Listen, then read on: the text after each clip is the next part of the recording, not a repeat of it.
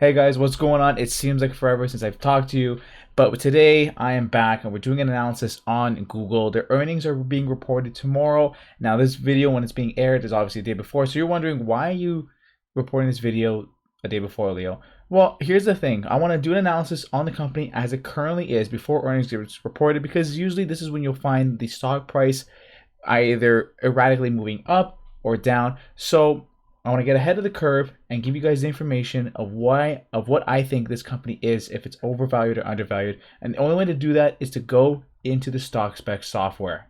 So I have Google loaded up here in the stock spec software, and if you're new to the channel, this is the software I love to use to analyze companies quick and efficiently. If you want to get your hands on it, follow the links in the description box below.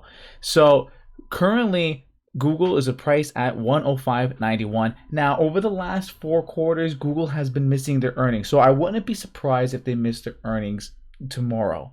Now, if that happens, well, as I said, what we want to try to find here is should we be paying for this company today. Software is grading this company a 9 out of 10, which is a phenomenal score based off their financial statements, and that is looking at multiple of things. So they're only getting a point deducted in their price to earnings ratio over the last 5 years, on average sitting at 25.03. Ideally, we want to find companies that are in a more fair multiple of 22.5 and lower, because we don't want to be overpaying for those earnings. Now, 25.03 is not a terrible score. So if you can get around that, and plus it is a tech company, and the last 10 years have been really good for this business. So typically tech companies have a higher price earnings ratio. If you can stomach that, and this might be for you, because everything else is looking great. They have a high current ratio. That means they can cover those liabilities with the assets on hand. The return on equity is high, sitting above 15%. It's in 21% right now, and EPS growth is a massive 350% increase over the last 5 years, which is phenomenal to see. The debt to equity is below 50%. They've been buying back shares by 4% over the last 5 years. So 5%, I call it 4.5% of shares have been decreased over the last 5 years, which is what we want to see. Along with the net income growing, the free cash flow is growing, return on invested capital is high, above 10%, and the revenue growth is up. That was a complete mouthful of information, but all you need to know is that over the last 5 years, Google has been improving as a business, which is what we want to see. We're not just buying the ticker symbol, we are buying a piece of a business. Now, they have been making lots of layoffs, and as I've been saying in a lot of my other videos, the economy is in this very weird place, to put it lightly. It's in this weird place, and I wouldn't be surprised if tech stocks are going to be hit much harder. Now, in my previous videos, I have mentioned that Google is a buy south of $100. Now, what do I think about that? Now, I might think it might be a little bit lower than that. So what I've done is I've put some estimates in of where I think the revenue growth might be. It might be going in the next 10 years.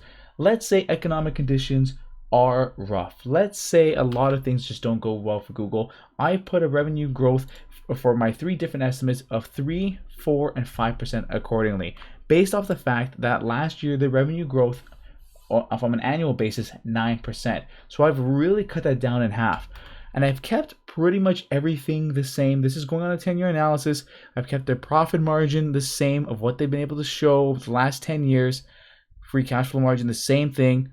I put a price to free cash flow and PE ratio in the realm that's a little bit more conservative than the 22.54 that they've been showing on the price to free cash flow, and the PE ratio of 23.58. So I'm using a lot of conservative numbers, and I apologize if I'm going too fast, but basically what I'm trying to do here, folks, is use as much conservative. Oh my god, can I speak today? What I'm trying to do here, folks, is trying to use conservative estimates as much as I possibly can, because I want to give myself the most margin of safety. I'm going to hit calculate on the price analysis section here, and what this software is going to do is going to crunch all these numbers, and it's going to tell us what we should be paying for this company today.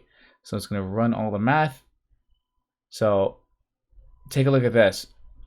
Now, based off of these numerics here, 105 is the current price. The average calculations comes out to be 83.72. So pretty much a lot lower than what I was saying earlier if you believe these numbers. Now, if they miss their earnings, once again, you can probably guarantee that this company is going to go probably down in stock price because of the negative news.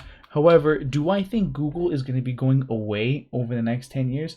No, I don't think so at all. However, I do think that they will be slowing their growth. Consider the fact that it's a $1.35 trillion company. It can't be growing exponentially faster or quicker given the massive size of this business. Now, so that's why I think my 3, 4, and 5% revenue growth numbers make the most amount of sense given the size of the company and the economic conditions that may lie ahead. Now, what does that leave us as potential investors? Well, currently, based off my own analysis prior, I bought Google, full disclosure, at $94 a share. Now, what do I think? Well, I'm currently up. I enjoy that. I'm enjoying that. However, if this price eventually dips below $94, I'm going to be getting excited. However, I'm looking to find that company around 83. And honestly, look, folks, if you don't agree with the 3 and the 4% revenue growth number, considering it was a 9.78% revenue growth over the last 1 year, 5% revenue growth going forward in the aggressive category, the average calculation comes out to be 102, pretty much at fair value if you want to consider pretty much half, the company growing at half of those metrics.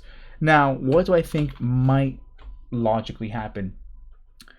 I think the company's probably going to grow and potentially beat these numbers. However, the reason why I put margin of safety is so if I'm wrong, I'm still going to be all right, because if they beat those numbers, and let's say the company grows at 7% revenue growth over the next 10 years, not 3, not 4, not 5, then buying at that price point is only going to benefit me. Now, that's the analysis. If you found this video helpful, hit that like button and subscribe button. I will see you in the next one. Thank you so much for watching, and I greatly apologize for missing out on a couple of weeks. Work has gone crazy, but you don't want to hear the excuses. You just want the content. And I will stop talking. I'll see you in the next one. Make sure to check out the stock spec software down below. Until next time.